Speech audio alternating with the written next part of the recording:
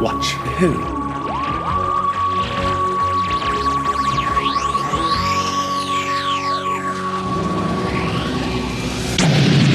Hello, and welcome to Watch Who, a Doctor Who podcast. I'm Mark. I'm Sarah, I'm a Doctor Who fan. and I'm new to watching Who.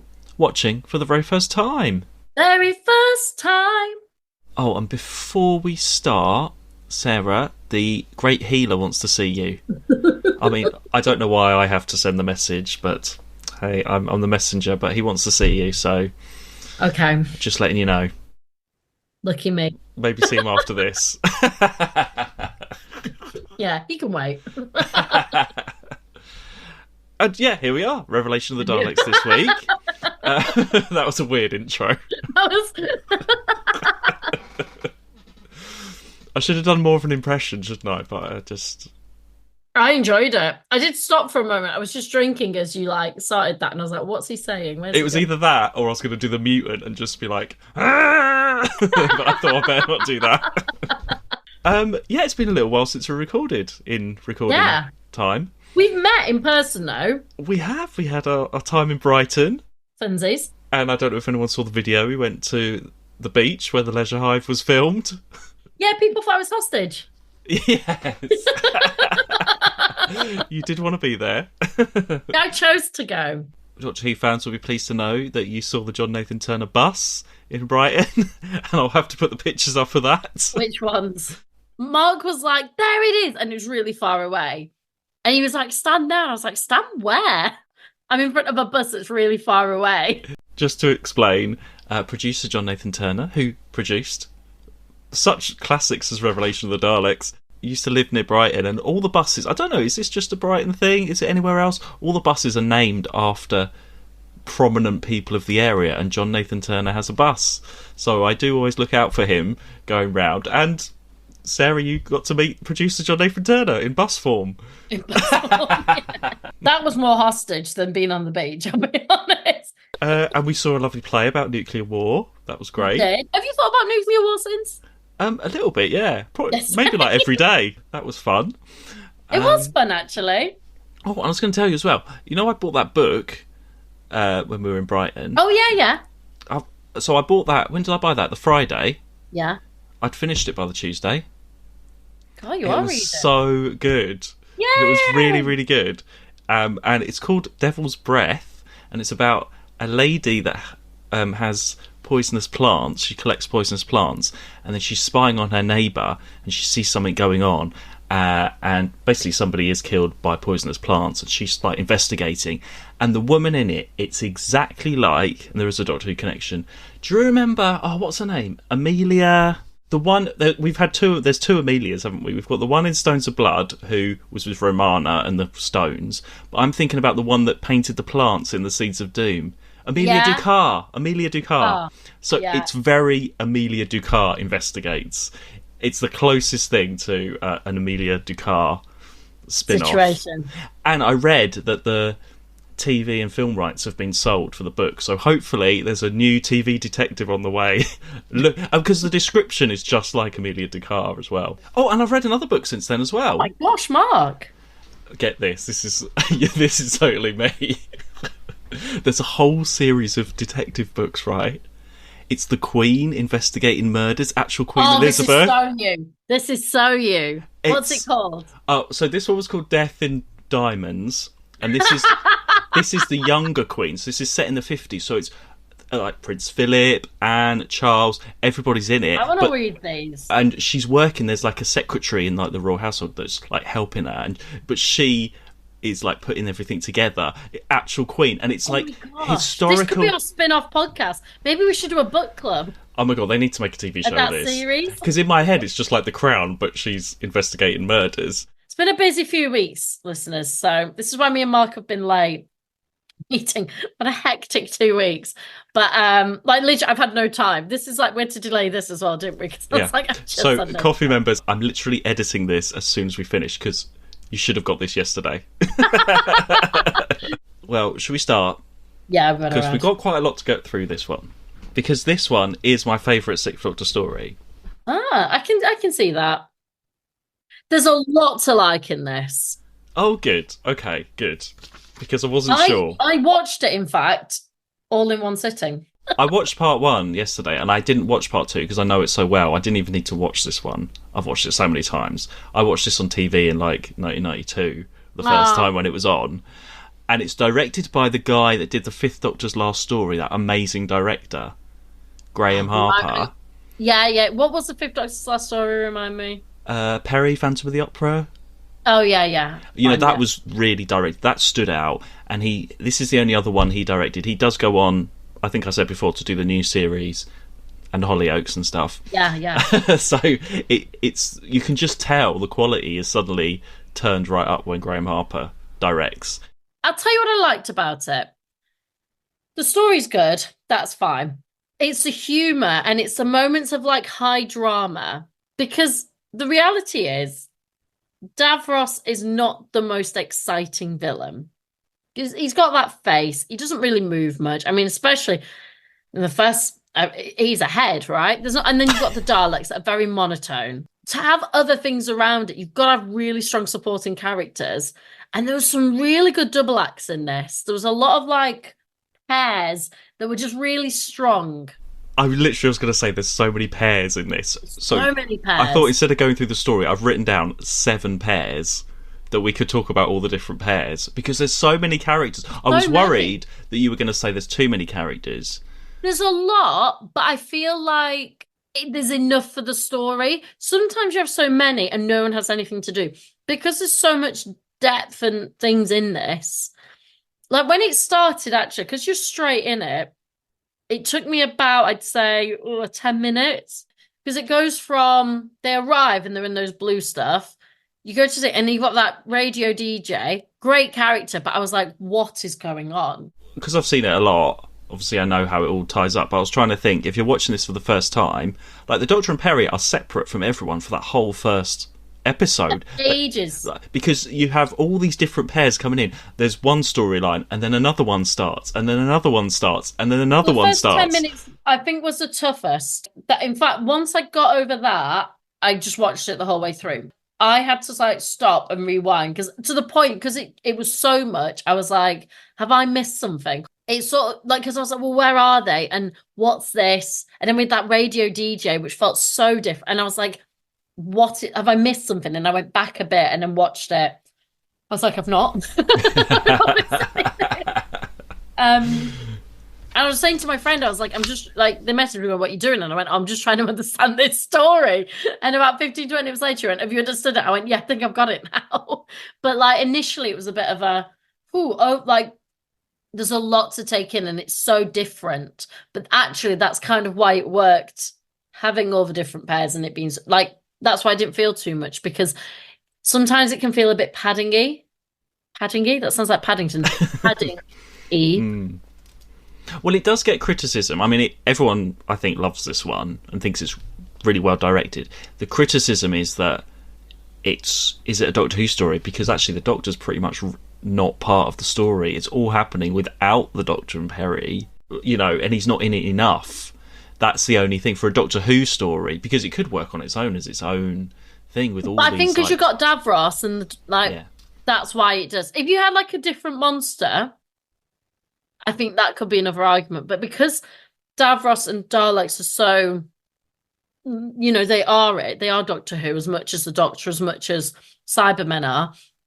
They're so part of it that's kind of gives it. Well, should we go through the different pairs then I've got and talk about it as we go? So my first pair... I don't remember any names. I've got them all written down, don't worry. Doctor and who? So I've got Doctor and Perry first. We'll get those done first. Clothes watch. They look great in blue. I love the Doctor's cape. I think that's brilliant. It's nice. I'm wearing blue actually today. It's that sort of blue, isn't it? And Perry, what do you think of Perry's out? Perry's wrapped up for the first time ever, obviously, because it's like. I did laugh when he had to lift her up and she had her little kitten heels on. She's still got heels, yeah. It's like she's gonna rip that. She's gonna rip that cloak and those heels. When she's going down in the ice at the beginning. There's that like long, because they didn't know that that's real snow. They didn't know when they were filming it. Just appeared overnight on location. That is all real snow. They just had to deal with it.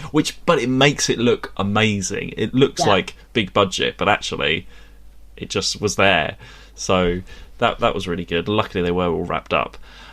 Yeah, like I've said, Doctor and Perry, they are just wandering around for the first episode most of the time. Their bickering is at an all-time low. There's not really much of that. They've got a really good relationship. There's banter rather than bicker. What does she do to his cloak or something? And he's like, oh, come on. Like that whole scene, it's a little bit petty, but actually it's their relationship now. Oh, she when they're going over the wall, she breaks his pocket watch. That's what it is. Ah, there we are. I was Yeah. going to say something happened. I thought she'd ripped Yeah. his cloak. Yeah. Yeah, like all that, a little bit petty, but actually it shows the dynamics where they're at now. And he still is that character, that sort of dismissive, but she's not upset and offended by it anymore. She knows that's how he is. So it's banter rather than bicker. It is banter, and there's a few slight lines I've been overcritical here, but he does. What does he say at the beginning about you eat too much, and then says she's too heavy to get over the wall and stuff? That's a bit out of order. But then she calls him Porky as well, so it is banter rather than. I kind of like, I just put it down to that's how their relationship is. Yeah, nothing really happens with them until the end of that cliffhanger with the Doctor's statue and everything. Yeah. That's a good moment. Well, you have the murder. Oh, which Harry one? just murder a man. Oh, the mutant thing. Yeah, the mutant thing. That's Harry cool. That looks great. I mean, poor Yeah, guy there's for some getting good makeup in this. whoever had to get in that lake in the freezing cold. And then come out looking like that, yeah. So this is on the DVDs and the Blu-rays and in loads of interviews. So that mutant guy, they originally offered the part to Laurence Olivier, and he turned it down as the mutant. So I don't know why they decided. This is the marketing guest star. Press. Stick in the lake? They were going to offer that. Yeah, he was going to play the mutant. Or, well, I mean, he was never actually going to do it. They offered it to him. If they were going to offer him something, they should have offered him, who's great, and we'll come to him later, but the Doctor. As in, like, the one with the wig. Not our Doctor. Oh, Joe Bell. Yeah. Joe Bell. The one with the wig. Oh, sorry. I heard it as Joe Bell. Not Joe Bell. No, Jabel. Oh, Joe Bell. Who's Joe Bell? He's husband of You're thinking of me. No, I was gonna say something like UK Bell? No. Hyacinth Bell. No, I was gonna say no, he is Hyacinth Bouquet, but I was trying to think of a similar name, like not Joe Bell, Lady Triangle or something. I was trying to think of a How long for that? Sorry. I was trying to think of a name. Lady Triangle. Joe Bell and Lady Triangle. Anyway, what were we talking about? Oh yeah, the mutant. Yeah, the mutant's cool, and Perry like killing him and stuff. That was fun. Yeah. Well, not fun, but it was a good moment for her. Yeah. It kind of set the tone as well. Oh, that's what we had. More botany. She picks up a plant. You just put, yeah. I think this is the third story in a row that She's had some. She's got some botany. Plants come back stuff at the end as well, don't they? But we're skipping. Yeah, because that actually sets up for later on, doesn't it? The way although she picks it up as if she's like going to collect it. Has that been in her pocket the whole time? That is not going to survive to get back to her collection. But maybe she'll pick another on the way. Anyway, I love how Perry wants to go and see the DJ, and they get on and how they chat and stuff. That was great. Yeah, love the DJ. I loved the DJ. Great character. That's Alexei Sale. So what's he been in? So he was. Because his name came up in the credits, and I was thinking I know the name, but I can't think. So he's like a comedian. Yeah, he was like a famous comedian in the 80s. More. Were you there? He did. He came to the gate and did an audience with. Oh my gosh! An audience. That's why I know do you the remember? name. I think it sold pretty well. Remember that really dodgy promoter that booked in loads of stuff, and you were definitely around then. You know that guy, and like the whole brochure. You remember, Mark? If we're talking dodgy promoters, side story. Do you remember the guy that was going to pay like $4,000 for like one night, and it was going to be a whole night of dance and music and comedy, and we were like, where are all these people coming from? Oh no, I don't remember that one. Yes, and they were only 2 nights, and I was like, you can't have to. You can try. Oh yeah, no, I remember. I was like, "What are you on about?" No, they're never going to sell one. What are you on about? Who are these people? I remember them. Yeah, and we got to it, and it just never happened. And I was like, that was never happening. Yes. Oh, I can't remember their name now. I can see the picture though. It's all people like dancing on stage. Everything about it was awful. No, but this guy... so the dodgy promoter.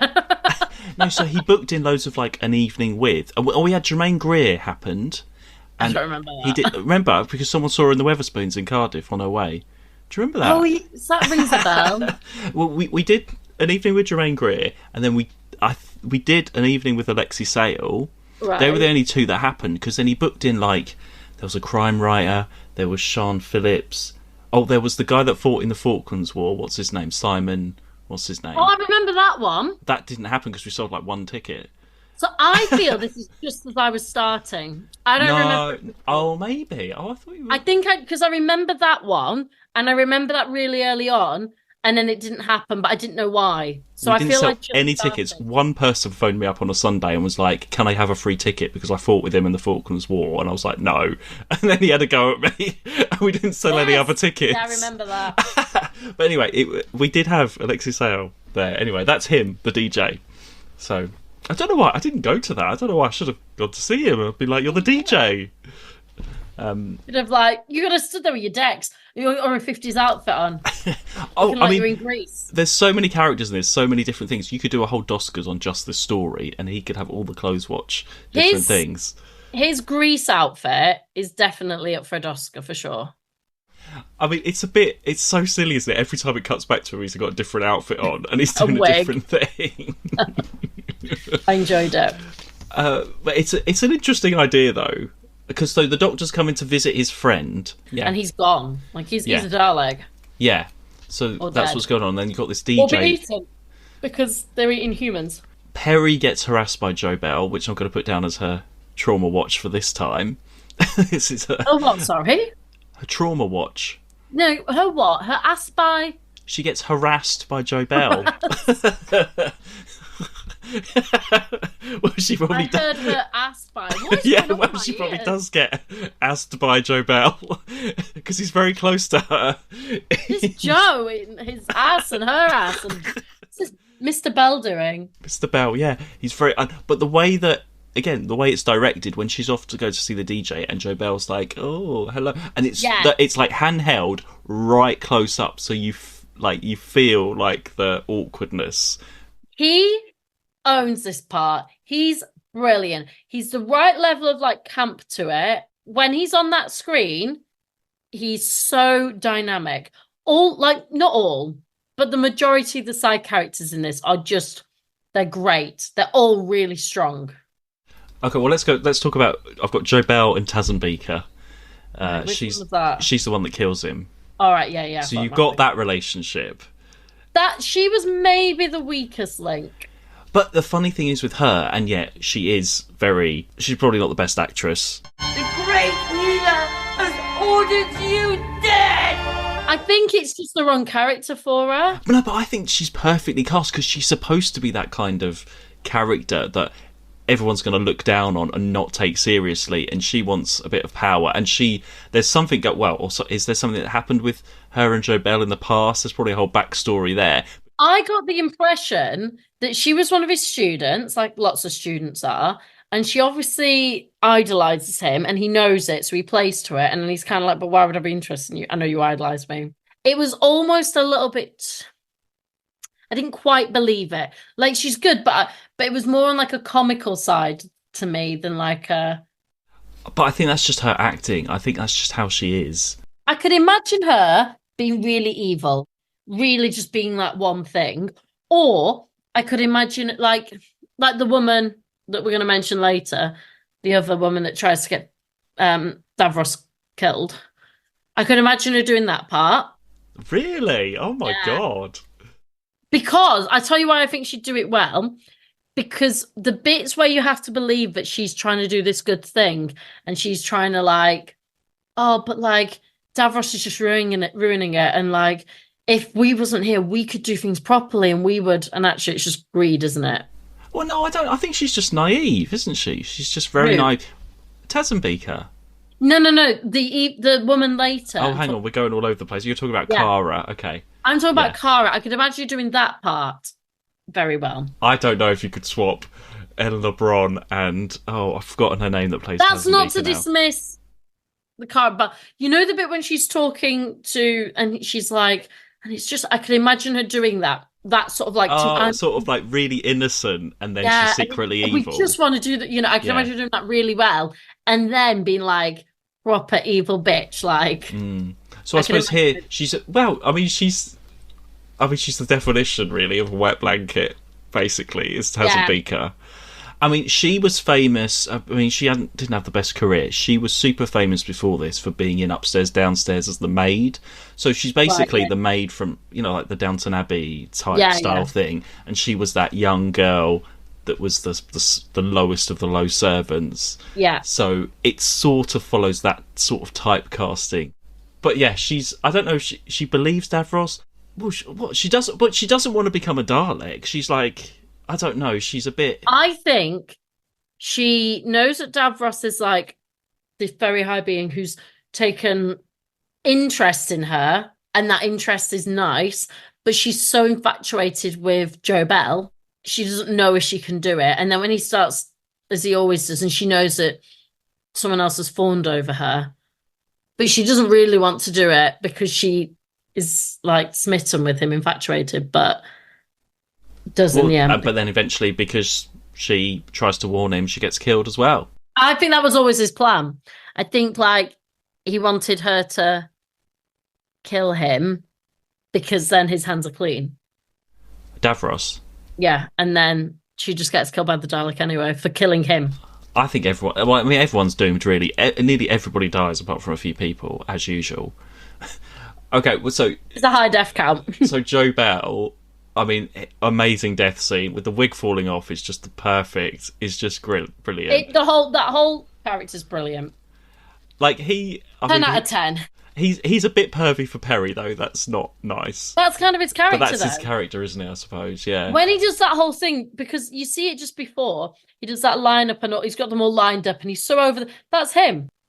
He does it so well. It's so opposite from Keeping Up Appearances as well. I know. I think he's better in this than Keeping Up.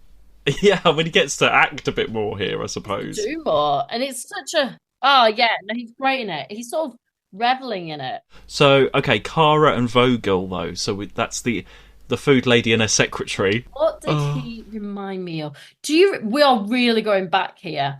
Do you remember the 12-parter... The guy that was like in charge, and he had that sidekick secretary. Oh my god! Are you talking about the Daleks' master plan and Mavic Chen's secretary? He was sort of the bold guy that was in like one episode, or we thought was going to be in it more, and he disappeared. How the hell?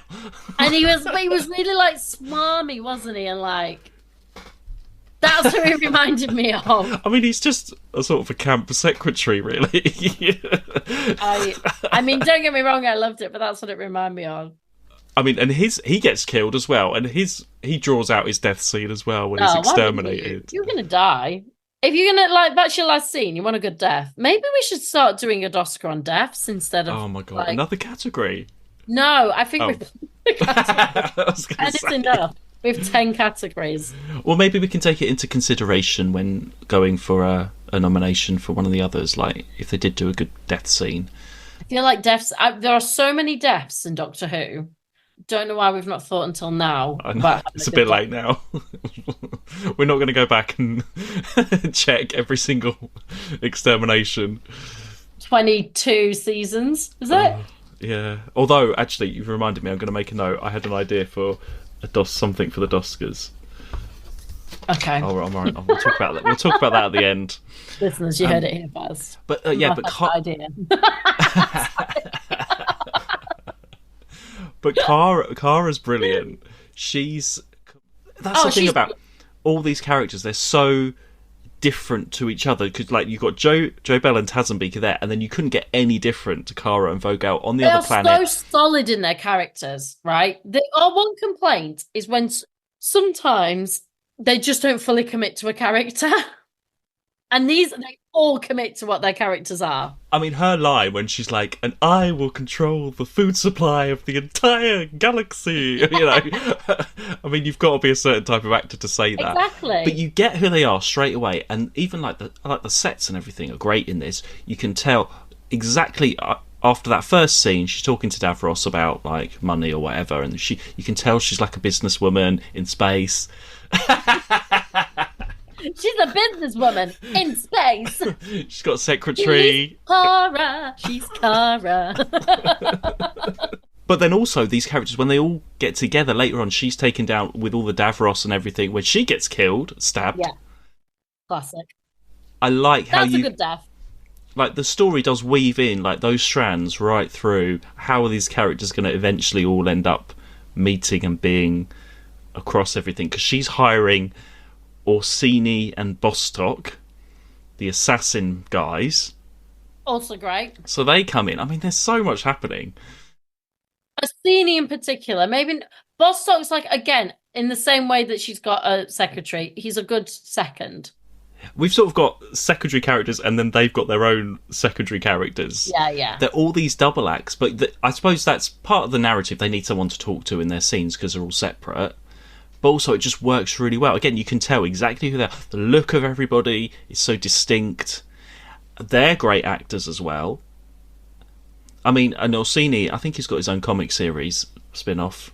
Of course. Everybody has these days. I think that started up the other year. I think there's further adventures of him. But yeah, and everyone sort of spends their time, don't they, discussing what they're going to do, and then they're all wandering slowly towards like the same point, the core of it. But going on to Orsini, I mean, again, this is the sort of graphic violence and stuff when his leg gets blown up, and he thinks he's killed Davros and he hasn't. That was a good twist where Davros then appears at the top. When Davros appears, that is a great twist. There were two things that I did not see coming. That, I genuinely thought Davros was a head.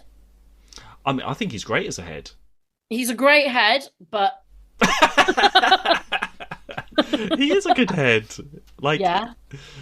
That'll be the snippet. And then he was a great head. That was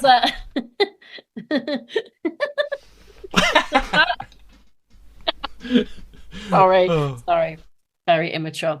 But that when the doors open and he's there and all his full sorry, carry on. And he's in his full glory. Oh, Mark.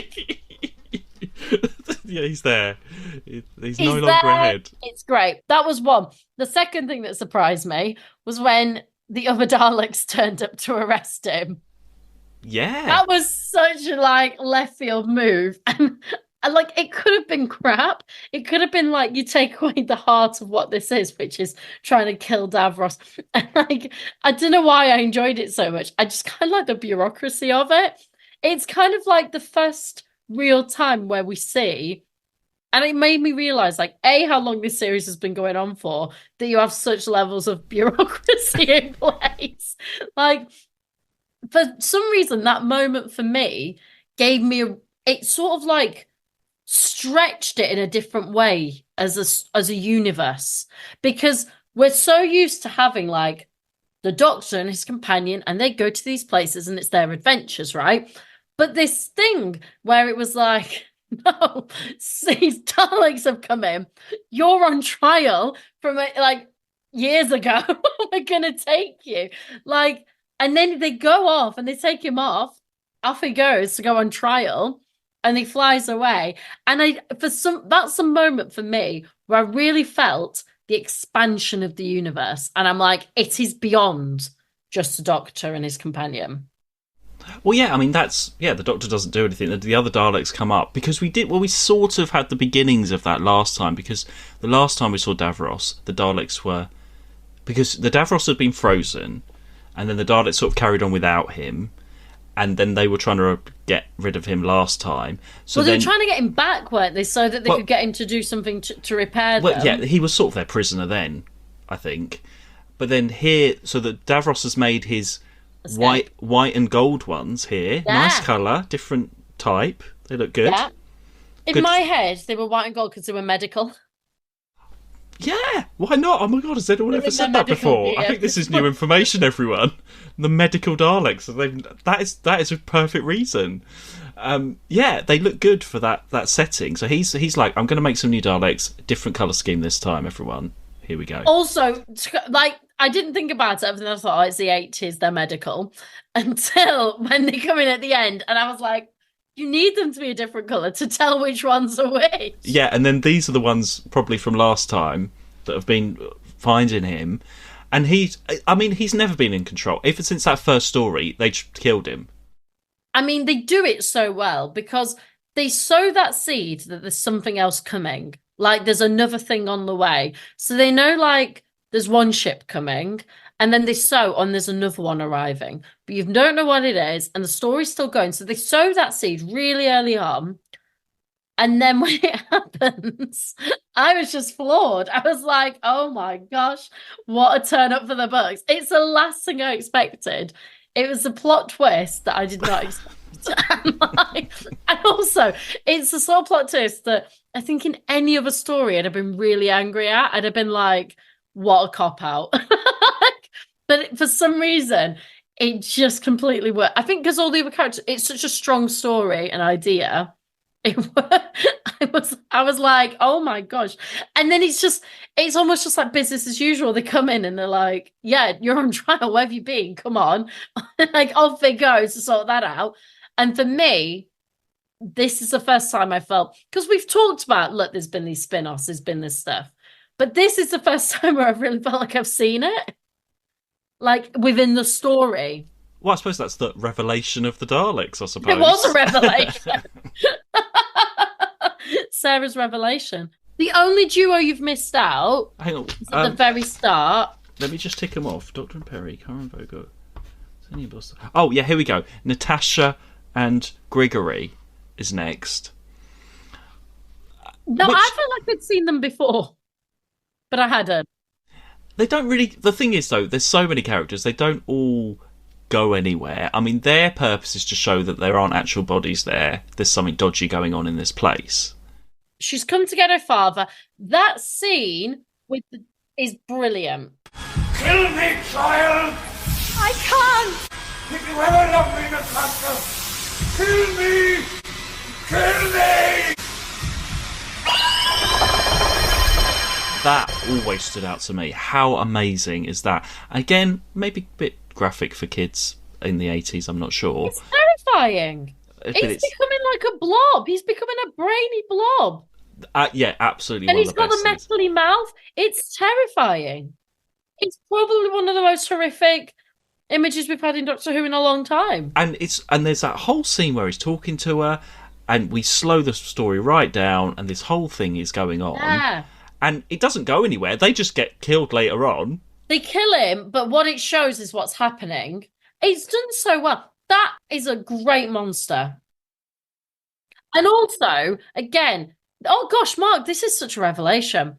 It reminds you of how horrible the Daleks are, because we're so used to these metal bodies with the annoying voices, and there's like rows of them. I mean, there's not that many Daleks on this planet. I mean, do you know what? That's what I was going to say. For a Dalek story, they're in the background a lot of the time. It's only right at the end where you really get Dalek-iness. It's a Davros story, not a Dalek story. It's Davros, isn't it? Yeah. The Davros story. But to see, like, oh yeah, it's a made that room. That reminds you just how horrible they are as a thing. We've seen them get blown up. We've seen it, but to see that is like, it's grim. I can't think. It's been a long time since we've had something that level of gruesome. I mean, it's quite. I mean, we've had a lot in this season of stuff, but this is even more. Yeah, this is an upper level for that. But I don't know. It just works perfectly because you still got that. It doesn't feel like the budget's run out. Let's put it that way. Normally, because I'm guessing we're near the end. How many has it been now? Yeah, this is the last one of the season. Yeah. Normally, we would have no money left. But it's this direction as well. The lighting in that scene, the lighting in all of this, all the sets, you feel like you're there. They're very distinct. And the location stuff helps as well with all the snow and everything. But just having that sort of glass Dalek, that image, like, you think, why haven't they done that before? And we haven't really seen inside a Dalek that many times, once or twice. But yeah, it's the horror of it. It's more in the background of what's happening. They're turning these bodies into food. That's what Davros, he was turning people into Daleks. It's all, we've never really seen that or had that concept before. We've just seen a Dalek as a Dalek. It's grown from a mutant-y thing. We've never seen that human connection before, and that is perfect. Those characters are there for that reason, and it's brilliant. So they're great. But yes, shame they die again, and they don't even meet the Doctor, do they? Oh, maybe like once when they get arrested. That's it. They don't really even interact very much. Nobody really interacts that much. Yeah, that's Natasha and Gregory. Davros and Daleks I put down as a pair. And then I put Mutant and Dalek Man I put down as a pair. So we talked about them. That is everyone. And then it's just the DJ was on his own. As like I say, I've always loved this story. It reminds me of when it was on TV. I must have been in like primary school. I remember watching it and then going to like Tesco's for a big shop on like a Friday night afterwards. Oh, yeah. It must have been on like 7:00. And then that reminded me of, did you always used to love wearing your school uniform in the night time? You know, like you'd. I have my like primary school jumper on. You know when you had to go to like Tesco's and stuff at like 8:00 at night, and you'd wear your school jumper at night. Go to the supermarket for your big shop the same time every week? It was for that around Revelation of the Daleks on TV time was a Friday night for some reason at that time. Yeah, it was that time. I think we were a Thursday. I remember once saying to my teacher, she was like, "Are you doing anything nice tonight?" And I went, "We're going to Asda." And she was like, "Well, that sounds like a great night." And we used to go and we used to get a McDonald's before. That's why I remember, because there was a McDonald's opposite the Asda. Get a McDonald's and then we go to Asda and my dad would go and do the shop and me and mum would sing clothes. Sums us up to a T. Yeah, well, yeah, I just remember, because this was shown, I must have taped this off the TV and then gone to Tesco's afterwards. And when they showed this on TV, it was done in 4. They cut it down to 4 episodes, which was random.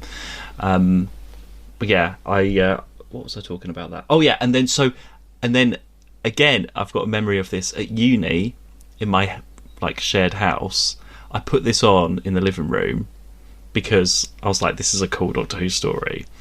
And the DJ says something. He says he's telling people, isn't he? He's like doing messages and stuff to people. Oh yeah, and yeah. And he mentions someone died of Beck's syndrome. Yes. And Beck's and we had a friend at uni called Bex. So we always used to say she's got Beck's syndrome. And Beck's syndrome, every time I see it now, it just reminds me of her. It's Beck's syndrome. We're like, oh, you've got Beck's syndrome. There we go. They're the memories that come flooding back whenever I watch Revelation of the Daleks. But I've just seen this one so many times, and it's funny that it is probably the one that the Doctor is in least, but it's still really a great strong. story. It's really just strong. I'm glad you liked it as well. And it's the end of the season. In fact, do you know what? As I went into it, I was like, this feels like the end of the season because it's a Dalek. It's usually a big story to end the season. Well, and it's the first time this Doctor's met the Daleks as well, which is great. Yeah, well, of course, because they talk about we don't recognise his face. Yes, yeah, and Perry doesn't recognise the Daleks because when she sees something in the background, the Dalek goes across the screen. She's like, "What's that?" She's not like, "It's a Dalek." She has no idea. So that's good that Perry's met the Daleks. She's done them all now, hasn't she? The Master, the Rani, the Daleks. She's done a lot. She has done a lot. And I like how it does wrap up with the plants, and they're going to basically make soya food. It's soya, space soya. We'll use some plants. Yeah, and and that was the other two that I didn't mention. I didn't even write them down. The two guys, Lilt and the other guy. What's it called, the Daleks? They're the only two that actually survive, really, apart from a lot of the sort of backgroundy, funeral-y people. So one of my favourite moments, which shouldn't have made me like, as in like a non-funny moment. They run in to go, everyone run or get out of here. They're already running. Like he's saying, everyone, and they'd already start, get out of here. They're already running. It was like, everyone. I don't know why that made me. I think like we're coming to the end. For some reason, that proper cracked me up. They do it really well because they run down the same corridor again and again, and they make it look like it's different. And it's like proper flaily running as well. Like, all they've been told is get out of here, and it's like someone's gone bomb, but like no one said that. They went get out, but their reaction is like so extreme, and before he's even finished the sentence, they're reacting. Well, it ends on a freeze frame. Can't we go somewhere fun? Fun? Oh, I suppose anywhere will be peaceful after Necros. Oh, All right. I'll take you to... So the Doctor's like, I'm going to take you to, and it freeze frames. So originally it wasn't going to be a freeze frame. He was going to say, I'm going to take you to Blackpool. Hang on, I'll show you this, and this is why they freeze framed it. BBC have announced that Doctor Who will be off the air for 18 months. Oh. Doctor Who was about to go on trial for its life after the production team was criticised by senior BBC management for being complacent. The programme itself is too violent. The news come out, Doctor Who is axed. Shit. So they had the whole next season ready. They had all the scripts. It was going to be Blackpool with the toy maker on the pier and stuff. Oh, wow. They had everything ready to go, and they were like, then the BBC were like, we're not making Doctor Who anymore. So then this whole thing happens. So they had to. So they carried on paying everyone, I think. So Colin Baker, Nicola Bryant, everyone contractually. They had to pay. They might as well have just made it. It probably costs more not to make it than to make it.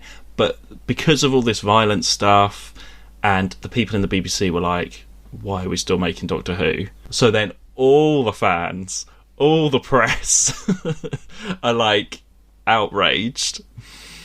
So this is where, so it's off for 18 months. So basically there's a whole missing season. There's like a whole year and a bit where there's no... Did they not Doctor make Who. it when they came back? Well, they do. So it's off for 18 months. But I think it only came back because everyone made such a massive fuss. I think if nobody had said anything, that was it. They are trying to get rid of Doctor Who from now on, basically. Right. But then, didn't they just go to Blackpool anyway if they'd already written their episodes and stuff? So we'll talk about that next season, but they didn't make it in the end. They had to scrap a whole season. Oh my gosh, what a waste. So that's why we've got the cliffhanger. So now I just have to send you something else. People will be upset if we don't cover this, so you need to watch this. So, as I say, all the press and everything is happening. So even they did a Live Aid style charity song to save Doctor Who in between, called Doctor in Distress. You have to watch a bit of it. Just about to open it. Okay, just see what you think of this. So this came out in that. This is how like big it was. The first comment while it was loading is, whoever says insert season here was the lowest point for Doctor Who needs to be forced to listen to this over and over again. It's terrible, but it's very infamous. Who did this? So what was this on? Can't have been on BBC if they were trying to get rid of This it. is a music video. They released a single, like the fans and stuff. But where did it play? Well, I don't think it played. I don't think it got to the radio stations or MTV or anything. I don't know. It must have been on something. Oh my gosh. An old man took two teachers into time and space. It started all the legend that no other could replace. I can't look away. Well, that was 2 minutes. I mean, it kind of like, I want to know every name of who was in that. I obviously saw Colin there having his moment of exterminate and... The Master, the Brigadier's there. Oh my gosh, have I got to that yet? I think there might be towards the end. The lady from Man About the House is there. The one... I mean, I think it's the Have Z... we talked about you and Man About the House even yet? No. What is there to say? Me, I feel like that is when it was before we started doing the podcast, Yeah. but that is when I truly realised how much of a loser you are for those Oh my god. 70s, 80s. Because you went to a Man About the House. So Signing. I went to a convention and it had Doctor Who people, and I went because Sally Thompson from Man About the House was there. And she told me about it and I was like, what is this? What has happened? Like, I've never heard of this show. And you're like, Man About the House. And you had a t-shirt made with it on. It felt like a complete left field. Like, where has this come from? I've never heard of this show. And like, I think I'd watched it one weekend and then you'd found this convention and then you made a t-shirt and all this stuff was happening. That's when I truly understand that Mark likes really old bad TV. Well, no, and I think they had because it was.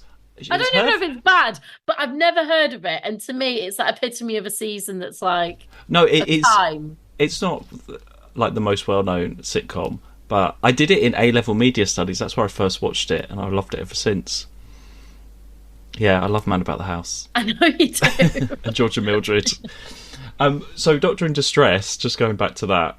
Oh, and the tagline was "Who cares?" which probably wasn't the best tagline ever. It's on the I feel front. like that would be my tagline. Who cares? Oh, and it did go to comic relief as well. So that was part of it. I mean, I don't think it charted. No, it didn't chart at all. Why would it?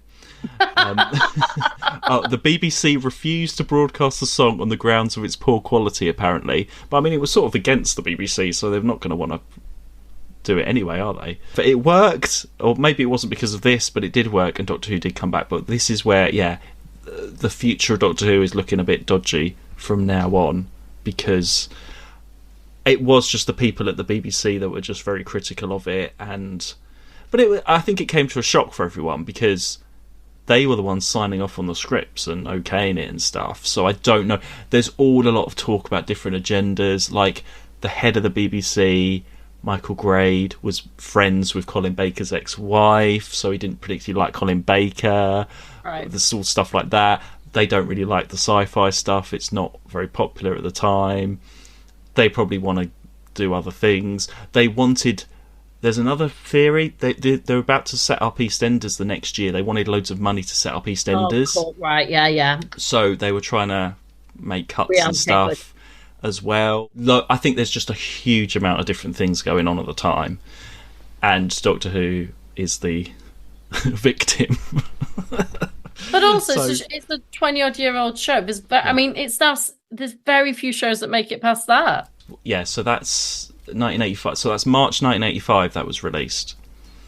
So there obviously is another series, but we will once we go into the next series, it will be 18 months later. When did it stop? Was it in the 80s it stopped? 89? 89, yeah. Yeah, I wasn't born yet. Yeah. Well, I'm born, in this next season. So celebrate your birth. Yeah. Yeah, I'm 1990, so... Yeah, so Doctor Who was off by then. So, yeah, it's all of this is happening. But, I mean, and we have said about the violence in this series, but then you get something like Revelation of Dalek at the end, and you're like, this should carry on, this is great. Yeah, it's a really strong one. I think a lot of it is down to the direction, because I would say 90% of the directors in the 80s don't care and put as little effort in, and it was just point and shoot, let's get on with it. And you just get the odd director that actually wants to try and do something, like again the handheld stuff. We haven't had that since he directed last. No one's doing Time Lash or whatever last week. We didn't have any handheld stuff on Herbert or anything, did we? Any drama there. That was just flat lighting, stage sort of setup. And then you go to something like this, which is like, it's just totally it's just got everything, and there's just like the lighting. Just sort out the lighting. I blame all the lighting directors in the 80s. Bob blamed all the issues on the lighting. Yes, so because the scripts are good, they're there, and the acting is most of the time good. It's just, there's just a few things, and then add all that behind the scenes stuff, and it hasn't got a chance. But there we go. That is how things were going down at the time. So you had to see Doctor in Distress. I had to show you that. So carry on watching it. I will. I don't think I can't. It is quite catchy, actually. Doctor in Distress. So I mean, maybe we can perform that at the end of the next Oscars. Maybe do you want to give it a go? No. Okay. I thought it might be fun. We could try. I mean, sure. Give me some lyrics. I have to. The thing is, the reason I'm hesitating is I'm going to have to listen to it a few times. And I don't know if I have the willpower to do that. But we'll see. My only other idea about the Oscars was, when we do the clothes watch thing and we do the catwalk, we should do, because they do the voiceover, don't they, when they're walking up, going, "I'm wearing this and I feel great." We should do the characters of that, shouldn't we? We should do the voiceovers. Like the Doctor would be like, "I'm wearing this blue cape because it's the official mourning colour on Necros. I feel warm. I feel great. I'm here to see my old friend." Can we just do the end bit instead of the description? No, I think we should do that. Down the runway, I'm wearing my royal blue for the royalty that I am. And Perry can be like, "These shorts are so great. They're great for climbing spaceships and running around in Spain. I feel super." It should be like that, shouldn't it? Okay, well, we'll talk about that when we do the Oscars. Mark, we should come up with things that, like, the judges would say. Never mind, also the contestants. No, I think we could do that. We don't plan this. Okay. Okay, well, let's leave it there then. Yeah, a good one to leave it on. Great story. I was going to say what's your favourite of the season, but do you remember all of them from the season? I don't remember. Fine. Those. Okay, never mind. We'll talk about that when we do the Oscars. We've got it next week, Mark. Move on. You've got to edit this thing. It's Okay, fine. Yesterday. Okay, fine. Well, that's the end. Literally got to go out yesterday. Okay, fine. Well, thanks everyone for listening and joining us this season. We will be back with the Oscars very soon. I won't tell you about the next season yet. We'll do that next time. You can follow us on Twitter and Instagram at TwoWatchWho. You can support us. Are you saying Twitter still? Do you not say Yeah, X? Twitter's Twitter. Twitter. Yeah. Yeah. It's Twitter.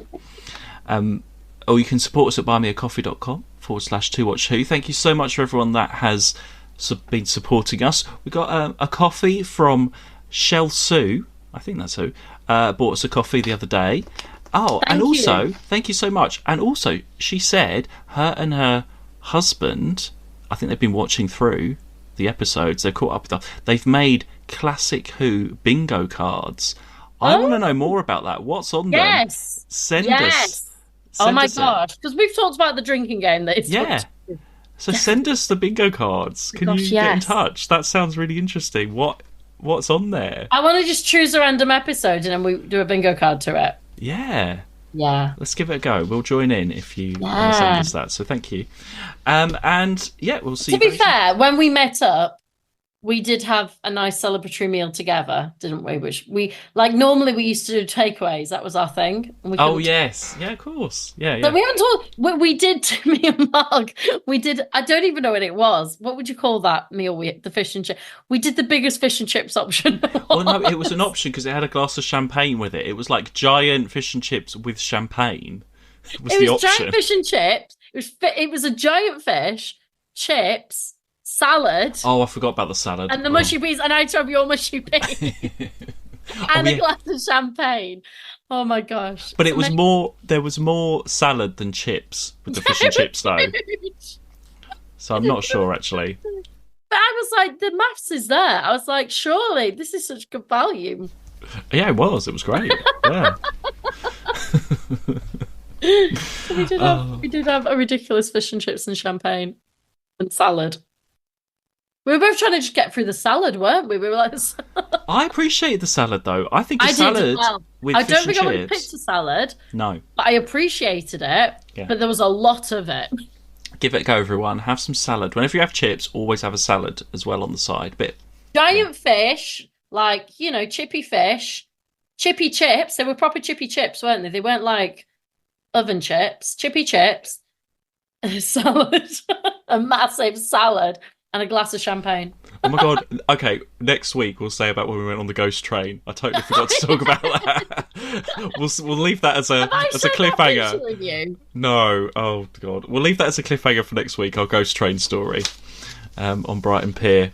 But in the meantime, we will see you very soon. We better go and see the Great Healer. Yeah. He's waiting on us. See you later. Bye. Bye. To watch who?